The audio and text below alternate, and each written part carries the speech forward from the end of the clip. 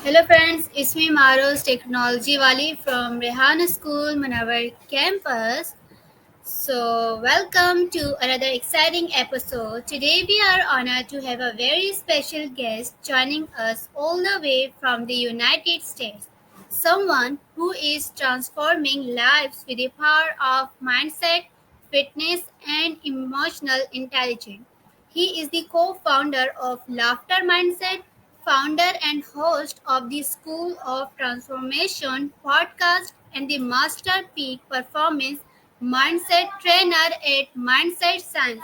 He is also the founder and chief mind hacker at Mind Hack Academy and the author of the powerful book Mind Your Own Fitness, a guide to mastering the body and the mind together. He has worked as a transformational grandmaster, peak performance specialist, material arts instructor, and a powerful professional speaker across the world. He is helping people from all backgrounds unlock their true potential. Welcome, Sir Bob. How are you? I'm doing pretty good. Yeah, I know that it's evening there in Pakistan, and I would like to know how are you doing, and and I love the kind of work that you're also doing as well. Besides a podcast, everything that you're doing in technology and so forth. That's very interesting. And as the world moves, continues to grow, and everything like that, and AI starts taking over and so forth that young people like you are involved. Yes, sir. There is evening. Or do you know about Rehan School and the founder of Sir Rehan? I read some about it, yes. Just a little bit though. Yeah. So our school is world first year school where we started to learn about technology. Those students who loves to explore about the field of technologies. So we are working, means we are studying here, and there is something special that our school also wants us from do internship with like a foreign people. So we learn so many things. So I have done one internship, but now I am seeing it if any internship is for me. So inshallah, I will do continue. So sir, I have is when I introduce yourself, I said that you are author of the book Mind Your Own Fitness. We always just listen sentence mind your own business, but your book name is Mind Your Own Fitness. So why you choose this name and what's the reason behind it? Yeah, so in Mind Your Own Fitness, a, a lot of people when they think about getting healthy and fit, it really starts up here. It starts with how you think about fitness. Um, for example, you look at like athletes, like world class athletes, and and their mind is already into being fit. So they train and train and they train at a very, very high level. With most people, in particular here in the United States, they just don't have a mindset for fitness. Yes, they may go to the like fitness centers, to gyms, things like that.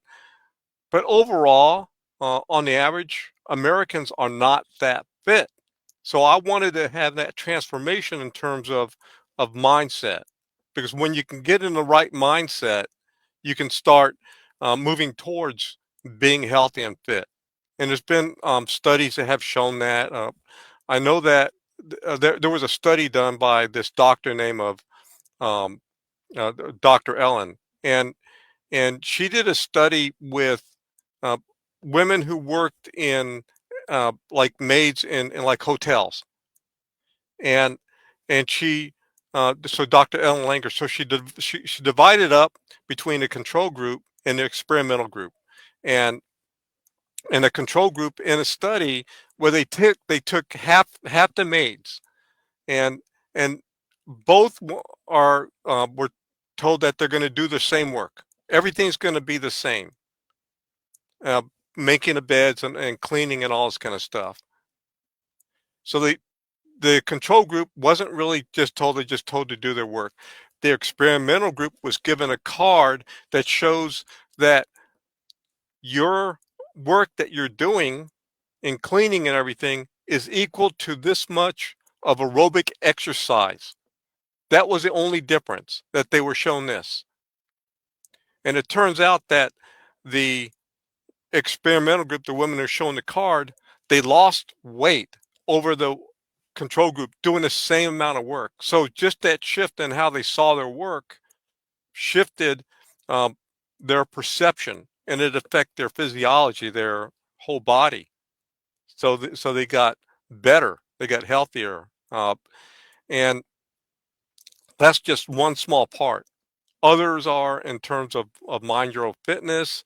You can do like, okay, I now think of myself as a world class athlete.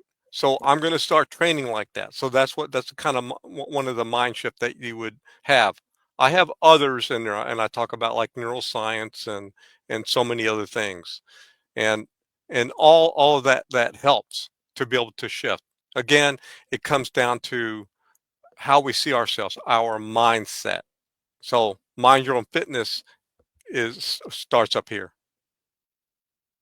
You are right, said. You are right, said it. First, we have to train our mind. If our mind is noted, yeah, it's beneficial for us, and we have to do so. Then, of course, it's easy for us to do. So, sir, how do you think the concept of mindset difference between like Western countries like USA and South Asian countries like Pakistan and India? Yeah. So mindset um, stems from what was talked about in terms of what's called a growth mindset and a fixed mindset. That's where it stemmed from. It actually stemmed from the educational, looking at young um, children, and and in the studies that were done, looking at how people perceived in terms of growth, whether they were going to grow or whether they were going to be fixed. So here in the Western countries, people that tend to have a fixed mindset, they don't strive for growth. They're not like seeing that I can get better. They said they'll think that I'm fixed. Same thing with the belief of IQ. They think that IQ is fixed. And it turns out with IQ, the intelligence, it's not fixed. We can actually grow it by a little bit, going higher. And there's a lot of factors in terms of doing that. In fact, the original IQ test, I don't know, do you do IQ tests there in Pakistan at all? Do you measure IQ? No, I didn't, but I know that there is IQ test. Yeah. So um, the origin of the IQ test was by a gentleman of Alfred Binet. And his goal, his focus on IQ test was to measure to where a person was at the time, and and he believed that they could be improved. The problem is that later on, these other psychologists and others changed it. They they went from the growth mindset of the IQ test to a fixed mindset. So they believe that a person is fixed with their IQ. And they started like looking at different races and cultures and everything, and having a fixed mindset. Different people, like like here in the United States, this you're at this level and you're always going to be at this level. So if you have an IQ of, let's say, at 90, which is like on the lower end of the average, you're you're not going to be able to do stuff in terms of like thinking kind of stuff, being a scientist, being getting your PhD, masters, or even going to college. You're going to just get regular labor kind of work, and so that was thing that I started looking at in terms of that fixed mindset. I didn't believe it. Others didn't believe it as well, because I believe that given the right the right experiences in life, given the right environment in life, the right opportunities, that a person can go from here to here. And all of us have that ability to be able to grow at any age. When you're younger, yes, it's much easier because of the brain. Uh, so um, there's different types of memory, but I'm going to talk about uh, what's called fluid memory. Fluid memory is the ability to learn new things like really fast. You have it more when you're younger. As you get older, your memory gets more crystallized, but you have less fluid. It gets to be much harder to learn.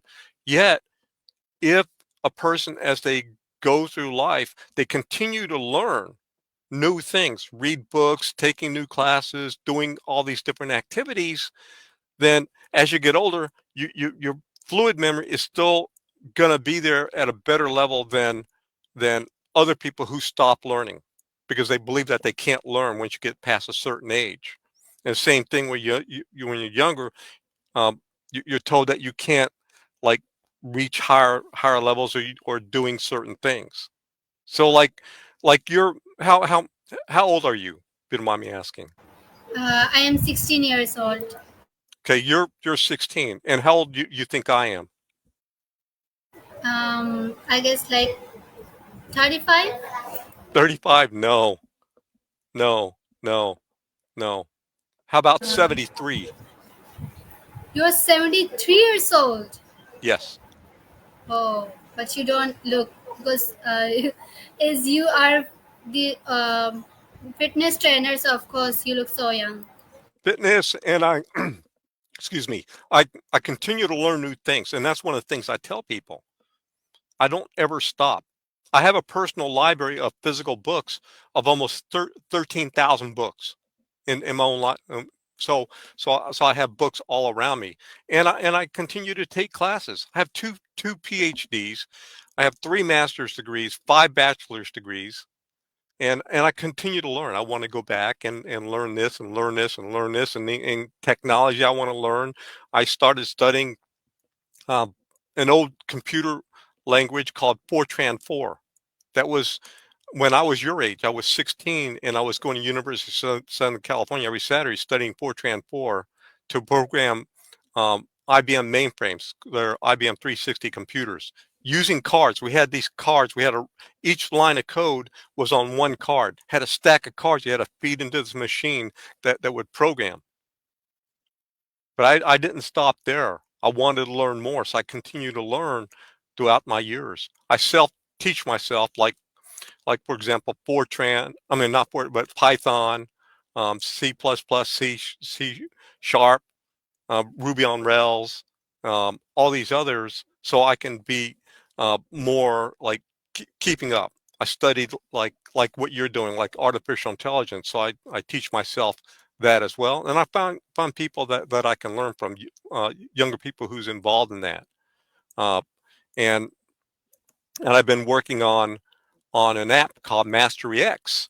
Well, so Mastery X is it takes the API from ChatGPT, and I had prompts for that to teach it, so it'll become the teacher. And I know we can do prompting and everything like that, but I prompt it so now when people go in, and I'm still working on it, still coding it, but when people go in and said, I would like to learn this subject, and so Mastery X becomes, it'll take a person from the level where they're at. If they're at beginner level, it'll take them through that step by step, and to be able to reach mastery in any subject. So that was a goal of that app. So it's a SaaS app, so software as a service, and I'm sure you understand that. So I'm still going, I'm still learning, and just want to go and do as much as I can. Yeah, I want to reach 100. I want to reach 110 years old too. Yeah, you are right, sir. That I also believe that Learning is a life that if we stop learning, so it seems like that we just stop living. When we started to learn so many things, exploring, because knowledge is like a ocean. How much we get, it's too less. So I can see that how you are learning, and you look so young, you look so active, and you look so happy too that you are exploring new things. So in your experience, do culture values in Pakistan or India create unique mental blocks or strengths when it comes to transformation and personal development? Yeah, I think because I have a lot of people from South Asia, and the Asian culture in general, it's much different than Western culture.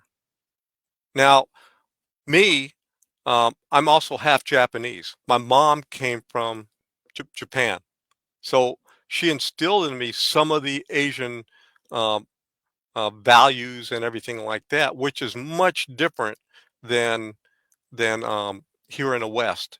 In fact, um, the Asian cultures, including in South Asia, we have like so South Asia and Asia, they look at like for example the more like family oriented or community oriented like that. Whereas in the West, especially in the United States, it's more like the individualism. So like separated. In fact, there was a research done years ago where they took two two teenagers. They took an American teenager and they took a Japanese teenager, and they looked at the brain. They did an MRI of the brain, and they asked each one, the Japanese and the American, to think about himself. So they looked at it, and they looked at where it was located in terms of the brain, where the brain fired the most. Then they asked them to think about their mother, and the American brain was in a different part of the brain. So it wasn't like the individual was in one part and the mother was in another part, like family was in another part. When they asked the Japanese boy to think about his mother, exact same area of the brain. And so there's that separation in terms of like when we think about like growth and everything. And so it's important like and I don't know in Pakistan is family important for you, especially for like growth and having that encouragement with your family? Is that important? Yeah, it's very important. Yeah. So in the West, it's not so much, but in the Asian cultures across Asia, family is critical. How and community is critical. How the community sees you and everything like that is going to help to determine where you go. And it seems like with you, because you seem pretty intelligent and just highly involved and just learning, and you've already done like going through your like your mentorships and everything like that. That here you are at 16, yet you seem more well-rounded than a lot of 16-year-olds here in the United States. So that's pretty amazing. Yes, sir. I can see that you also write a Dr. Bob. So it means you are a doctor too. Yeah, well, so when it shows doctor, that's PhD. So having a doctor in clinical psychology, my number another one in neuropsychology. I also have a lot of what's called honorary degrees as well that was bestowed on me. So I have a lot of what's called doctorates. So in the United States, I call myself like you call yourself a doctor because of getting those high level degrees. Okay. So we mostly say that young children, their IQ level is too high. So in which age their IQ level is so high that they learn things very easily? From which age? Yeah, so IQ is one part in terms of learning. So it just basically is your ability to learn high level stuff to like read. The other part is your personal motivation. How motivated are you, especially what is called intrinsic motivation? So the internal part. So you have the IQ, but you have the motivation. You bring those together, and it's going to be much easier to learn because you want to learn. A lot of people are told, okay, and this is the external motivation or extrinsic. So the external motivation versus inside and outside. Other people, so the outside will tell you that you should learn this, you should learn this, and you get pushed to learn. While that does work a little bit, if you're wanting to learn, that internal motivation, along with how smart you are, then you're going to go far. It's just you're going to get into a flow state. You want to be challenged. You're going to find things that challenges you. So it's that internal motivation, your IQ, and then the final part I'm going to add in flow, a state of flow. So flow is uh, between anxiety and boredom. If what you're learning is boring to you, then you're not going to learn. If it's too hard, then you're not going to learn. You want to be in a right state of flow and and just learn, just progressively learn to get better, challenge yourself. So all of those factors will help you to become a much better, much faster learner. And even there's mind hacks where you can, especially with learning and everything like that, you can learn things uh, much faster. Like for example, because I've been in martial arts since I was young, and I looked at like Aikido, which is a Japanese martial arts, and I said, I want to learn that. So I broke it down to its basic principles because I'm very analytical. I like to break things down and see how things work. What are the basics of learning Aikido? And it turns out there's three things that I discovered that Aikido is a circular martial arts. So you've seen people like Steven Seagal and everything like that. So it's not like a direct, it's circular. So I said, okay, there's three circles in there that if I think about like doing like a wrist lock and twisting, that's like a little knob like on a faucet kind of thing. Um, there's also like being able to throw somebody like larger ones. So I think about a wheel like this and then circling like this, like driving a car. So three wheels, I was able to apply that and I learned Aikido in one weekend, not not years, one weekend. So so if you learn to break things down to its very basics, you can learn anything. So I tend to do that a lot, starting with the basics. What is the what's called the first principles of what makes this go? So when I break it down, then I start from there. And I said, okay, I can get better. I can learn. If I can learn this right here, I can learn it much faster. So instead of taking years to learn something, I can do it in a very short period of time. Yes, sir. Our founder, Sir Rehan, also did experience. In starting, he used to teach elder people that do business about each and everything, but no one learns, no one listens them. So then he said, after my research and experience, I get that I should work on young children because their mind is their IQ level is too high. They learn so many things. They have time to elder people. They say we don't have time and making excuses too much. And then say he get to experience on children, and then it starts what little children they learn many things so easily. And in before Sarahan also made the courses of coding for elder people, but now he made courses of AI coding for children, and now our school children they are doing coding and these all of things. So you are right, sir, that young like students or children, they are equal levels to us. That's why, because we get so many things, we have time, and there is no more knowledge in our mind. So that's why.